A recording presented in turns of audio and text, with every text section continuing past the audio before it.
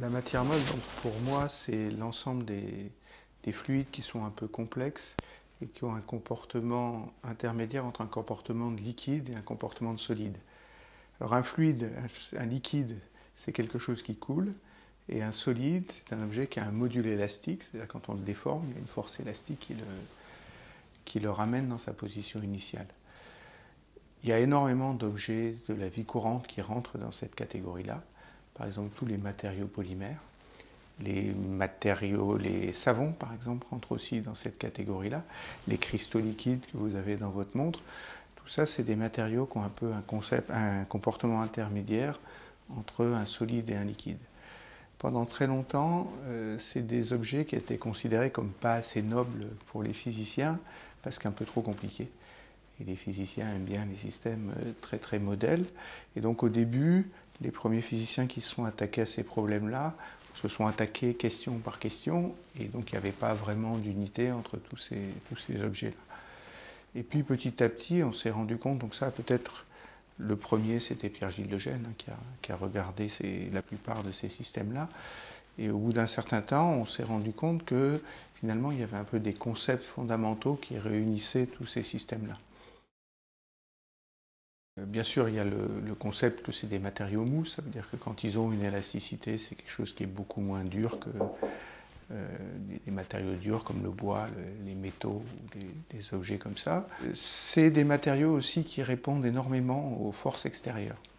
Ça veut dire que quand on fait une toute petite perturbation, on peut passer par exemple d'un comportement liquide à un comportement solide. Ça, c'est quelque chose que tout le monde connaît. On a tous vu des photos d'arbres à caoutchouc où le caoutchouc coule. Et puis, ce qu'a montré M. Goodyear, c'est qu'avec un tout petit peu de soufre, on arrive à passer de ce fluide polymère à quelque chose qui est très solide. C'est des matériaux aussi où les interactions sont assez faibles, ce qui est un peu relié au fait que c'est des matériaux mous. Et donc, la température joue un rôle essentiel. Et il y a beaucoup de fluctuations qui sont associées à la température dans ces matériaux-là. C'est des matériaux où souvent il y a des temps de relaxation très longs par rapport aux échelles de temps moléculaires. Le temps caractéristique, souvent ces matériaux se comportent comme des solides après les avoir sollicités pendant des temps courts et puis finissent par couler. Et les temps auxquels ils coulent peuvent atteindre des secondes, voire des mois ou des années. Donc c'est des temps beaucoup plus longs que les temps caractéristiques auxquels on pourrait penser si on faisait que de la physique moléculaire. Une autre unité, c'est que c'est des systèmes complexes. Et ce qu'a envie de faire le physicien, c'est de trouver des moyens simples de décrire les systèmes complexes. Ce n'est pas vraiment une science exacte, ça veut dire qu'il faut arriver à décider la bonne échelle de description, il faut arriver à décider quels sont les paramètres pertinents, et puis arriver à oublier tout le reste, même si on connaît des informations, si tant est qu'elles ne sont pas vraiment importantes. Et ce qu'on a envie de faire, c'est un peu ignorer les détails chimiques et faire des descriptions en termes de paramètres qui sont un peu plus macroscopiques que les détails chimiques, de façon à avoir des descriptions qui sont assez universelles ou génériques, qui s'appliqueraient à beaucoup de ces systèmes-là. Un autre type de système qui sont des systèmes un peu particuliers qui relèvent de la matière molle, qui est tout ce que j'appellerais système hors d'équilibre. Alors c'est un mot un peu technique, mais la méthode traditionnelle de décrire les matériaux, c'est d'utiliser la thermodynamique, qu'on a tous appris à l'école. Mais la thermodynamique, elle n'arrive à décrire que les systèmes qui sont à l'équilibre, c'est-à-dire qui n'ont pas d'échange de chaleur ou d'énergie avec l'extérieur. Il y a des systèmes, et l'exemple typique, c'est presque tous les systèmes vivants, quand ils ne sont pas morts, qui doivent échanger de l'énergie avec l'extérieur. Ça veut dire que pour tous ces systèmes-là, on ne peut pas appliquer la thermodynamique en tant que telle. Donc ces systèmes, beaucoup consomment de l'énergie à l'échelle de chacun des constituants. Ça veut dire que ce n'est pas de l'énergie qui vient de l'extérieur du système, mais c'est de l'énergie qui est consommée localement. Ça, c'est ce qu'on a appelé récemment la matière active. Et parmi tous les systèmes qui relèvent de la physique de la matière molle, on a essayé de faire des modèles un peu plus précis pour la matière active. Alors au départ, nous on l'a fait pour des systèmes vivants, ce qui m'intéressait c'était les cellules, c'était le comportement de tissus. Mais il y a aussi des systèmes synthétiques qu'on arrive à faire consommer de l'énergie directement de l'extérieur et qui ont un comportement dans certains cas, et c'est souvent pour ça qu'ils intéressent les gens, qui ressemble à celui des systèmes vivants. Et ça, c'est des systèmes, j'allais dire, un peu traditionnels des physiciens. En parallèle, au moment où ces théories de la matière active se sont développées, il y avait des gens qui s'intéressaient au comportement de groupes d'animaux. Les premiers modèles ont été faits pour les oiseaux ou pour les troupeaux de bisons. L'idée là est très très simple, c'est les oiseaux, ils ont leur vitesse de mouvement spontané, mais ils ont envie de voler en groupe. Alors s'ils sont très loin les uns des autres, il y a des vitesses dans tous les sens et il n'y a pas de vitesse globale, mais s'ils sont assez proches de leurs voisins, ils peuvent mesurer la vitesse de leurs voisins et puis essayer de s'aligner avec la vitesse de leurs voisins.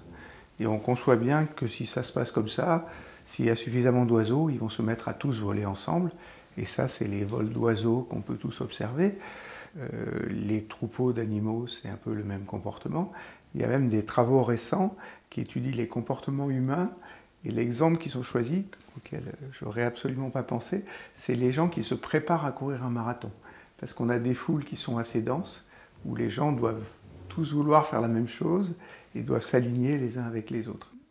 Ce dont on s'est très vite aperçu, c'est que les modèles qu'on essaye de décrire, d'utiliser pour décrire ces systèmes-là, et dont la philosophie est un peu la même que celle dont j'ai parlé tout à l'heure pour la matière molle, c'est-à-dire de ne pas trop s'intéresser aux détails mais faire des modèles très très génériques, c'est en fait les mêmes pour ces deux types de systèmes. Ça veut dire que si j'écris des équations, alors que moi j'ai envie d'appeler hydrodynamique, et on va se relier au fluide dont je parlais tout à l'heure, j'aurai les mêmes équations pour un vol d'oiseau que ce que j'aurai pour le cytosquelette qui est l'intérieur d'une cellule. Alors évidemment, les paramètres ne sont pas les mêmes, évidemment, il y a un certain nombre de variations, mais globalement, c'est les mêmes équations, et ça veut dire que c'est le même comportement.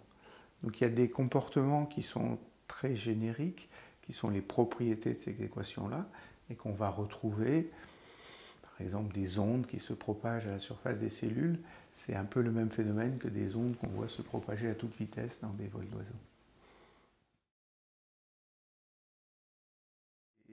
Les systèmes dont je parlais tout à l'heure, les polymères, les savons, les cristaux liquides, c'est des choses qui sont connues des chimistes depuis longtemps. Moi, j'ai travaillé longtemps à Strasbourg et l'inventeur, l'un des tout premiers à faire des cristaux liquides, c'était un chimiste strasbourgeois au début du XXe siècle.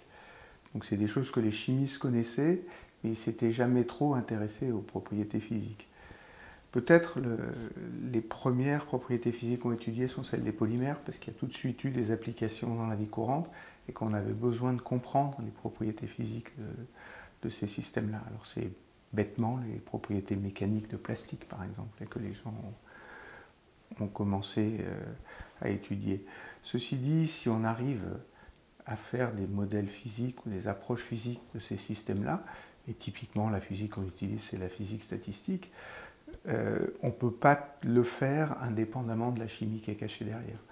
Donc c'est des systèmes qui demandent une interdisciplinarité assez grande et le fait de trouver un langage commun entre physiciens et chimistes. Alors, le même phénomène se produit quand on regarde les systèmes vivants. Ça n'aurait pas de sens de regarder des systèmes vivants sans discuter avec les biologistes. Ça permet d'identifier les questions qui sont pertinentes pour les biologistes, mais ça permet aussi d'essayer d'identifier les paramètres qui sont pertinents et les paramètres qui, bien qu'on ait des informations importantes dessus, ne sont pas vraiment pertinents.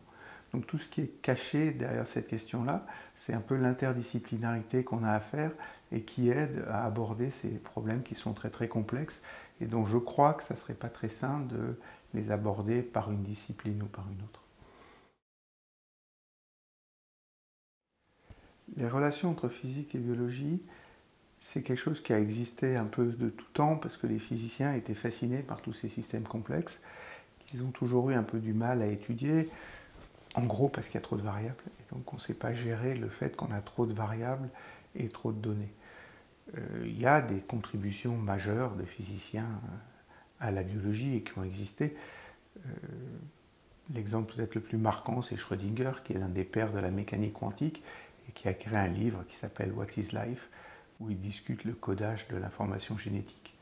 Et ça, alors, il a fait ça au moment où on ne connaissait pas la structure de l'ADN, donc il n'a pas pu tout deviner, mais il a fait des propositions qui sont quand même très très intéressantes. Ce qui est un peu nouveau, c'est que on a cette approche de matière molle qui permet de décrire des systèmes complexes. Et donc on a appris à décrire ou à travailler en tant que physicien sur un certain nombre de systèmes complexes. Et il y a une partie des problèmes biologiques qui relève de ça. Il y a une partie qui est la mécanique des systèmes biologiques et qui a des applications dans des tas de domaines de la biologie. Il y a une partie qui est tout ce qui est machine à l'intérieur de la cellule, qui sont aussi des objets qu'on arrive à décrire très bien avec des approches de type matière molle. Et si tant est qu'on arrive à créer un langage commun, ce qui n'est pas très facile, parce que le langage des physiciens n'est pas du tout le même que le langage des biologistes, il y a un certain enrichissement des deux disciplines sur ces problèmes-là. Alors il y a un enrichissement où les théoriciens peuvent apporter des notions quantitatives, où les théoriciens peuvent apporter des techniques expérimentales, et il y a de nos jours des méthodes d'imagerie qui sont absolument fabuleuses, qui permettent de voir avec des méthodes optiques une résolution absolument extraordinaire des objets biologiques. Et puis les biologistes apportent des systèmes qui sont très très complexes et qui permettent aussi de découvrir de nouvelles branches de la physique. Il me semble que le travail du physicien n'a d'intérêt que s'il s'intéresse aux vrais problèmes biologiques qui est caché derrière.